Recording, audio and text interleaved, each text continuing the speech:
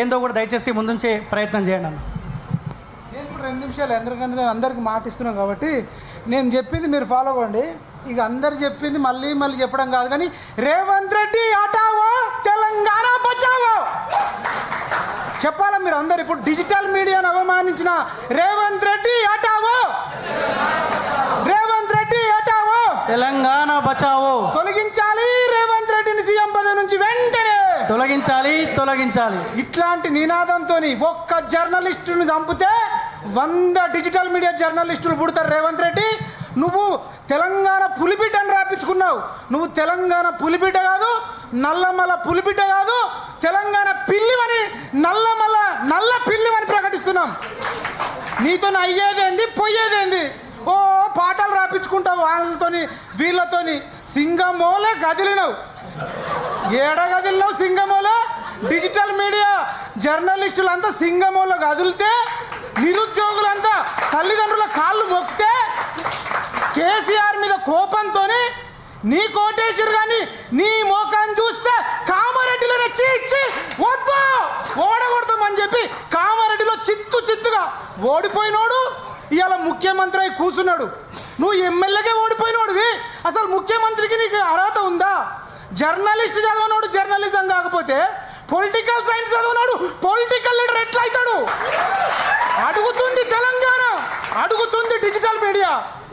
ఇవాళ ఎవరికి కష్టం వచ్చినా తినకపోయినా మేము ఆకలి కోర్చుకొని ఒక్కొక్కసారి 4 గంటలకు ఛాయలు తాగి బతుకుతే నువ్వు నాటుకోడి తినుకుంటా ఫుట్బాల్ ఆడుకుంటా నీతులు చెప్తావా?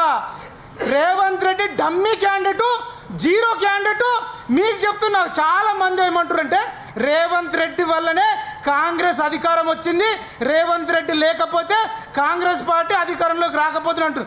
రేవంత్ రెడ్డి అంత మునగాడైతే, రేవంత్ రెడ్డికి మూతి మీద మీసం ఉంటే, రేవంత్ రెడ్డి పులైతే టీడీపీ పార్టీకి పోయి టీడీపీ పార్టీ నుంచి నువ్వు సీఎంగా, టీడీపీ పార్టీ నుంచి సీఎం కాదు కదా, నువ్వు వార్డు మెంబర్ కూడా కాలేవు.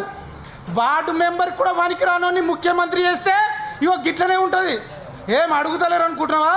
ఇక తిరగబడతాం, తట్టుకోలేవు. తెలంగాణ ఉద్యమం చేసిన కేసీఆరే డిజిటల్ మీడియా వల్ల నిరుద్యోగుల వల్ల ఓడిపోయిండు. నువ్వు తెలంగాణ ఉద్యమము చేయలేదు, ఎవరికి రూపాయి సాయము చేయలేదు, పిల్లికి పిచ్చమేని నువ్వు ఇవాళ ముఖ్యమంత్రి ఒక్కోడికన్నా ఛాయ్ ఓపించినవా? ఒక్కోడికన్నా నీ జీవితంలో అన్నం పెట్టినవా? అసలు ముఖ్యమంత్రిగా కాదు, నువ్వు మనిషిగానే పనికిరావని ప్రకటిస్తున్నాం. మనిషిగా కూడా పనికిరావు. ఎన్నికల కమిషన్కు సుప్రీంకోర్టుకు చెప్తున్నాం, ఇవాళ ఎవడు పడితే వాడు ఎమ్మెల్యే అయిపోడు, ఎంపీలు ముఖ్యమంత్రులు మంత్రులు అవుతారు. క్వాలిఫికేషన్ ఉండొద్దా? ఇప్పటి నుంచి ముఖ్యమంత్రులకు కానీ మంత్రులకు కానీ ఎమ్మెల్యేలకు కానీ పోటీ చేయాలంటే ఎగ్జామ్ పెట్టాలి. ఆ దిశగా మనం అందరం ఆలోచించాలని రేవంత్ రెడ్డి ఎంత డమ్మేయో ఇంకొక లైన్ చెప్తా. ఆయన మహబూబ్ నగర్ వంశీచందర్ రెడ్డిని మహబూబ్ నగర్ జిల్లా ఎంపీగా గెలిపించుకోలే, డీకేఆర్న గెలిచింది. చేవెళ్ళలో ఇన్ఛార్జ్ ఉంటే రంజిత్ రెడ్డి ఓడిపోయిండు. ఆయన ఉండేది సికింద్రాబాద్లో, అక్కడ దాన నాగేందర్ రెడ్డి ఓడిపోయిండు. మల్కాజ్గిరి ఆయన సిట్టింగ్ ఎంపీ, అక్కడ కూడా పట్నం మహేందర్ రెడ్డి వాళ్ళ వైఫ్ ఓడిపోయింది. ఆయన అడుగు పెట్టిన దగ్గరల్లా ఓడిపోవుడే. మొన్నటికి మొన్న పట్టభద్రుల ఎన్నికలు జరిగినాయి, కర్రు కాల్చి వాత పెట్టిరు పట్టభద్రులు.